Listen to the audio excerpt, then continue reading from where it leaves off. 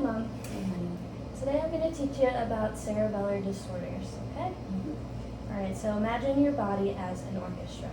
And you got violins, drums, flutes, and those are all your muscles playing different parts in your body. Now, the cerebellum is a small part in the back of your head, and think of it like the conductor of all these instruments. It doesn't play the music exactly, but it keeps everything in rhythm, so all your movements are smooth and balanced. So when the cerebellum is damaged, that harmony falls apart. So the orchestra is still playing, but when the timing is off, there are some problems that can happen. So, for example, ataxia, which means loss of coordination. So walking kind of feels unsteady, kind of like you're trying to walk on a moving boat. Then there's dysmetria, which is when you either overshoot or undershoot something. So imagine trying to grab a cup, but your hand goes too far, or it doesn't get close enough. Then you have tremors, intention tremors, which is when your hand shakes more as it gets closer to whatever you're trying to get at. So imagine bringing the spoon to your mouth, and when you get to your mouth, your hand shakes. Then we have dysarthria, which is slurred or choppy speech. So think of that like a scratched record. It's not playing a smooth song anymore.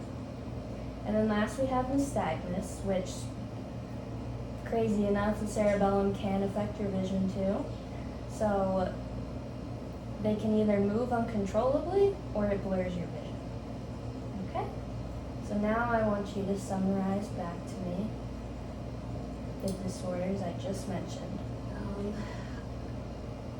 The cerebellum really controls all your movements, and also affects your vision, speech, balance, and it's really overwhelming to think that if that part of your brain is affected, that it affects that many things. Yep. So do you have any questions in particular about it? Well, it sounds like it's very similar to people who've had too much to drink. Is that like what alcohol does? Yes, so a lot of times people will say that the symptoms of these cerebellar disorders can present as intoxication from alcohol. So alcohol slows down the signals in your brain, which is, the cerebellum is very sensitive to that. So that's why the people who stumble or slur their words or fail the touch your nose test, that's because of temporary cerebellar dysfunction.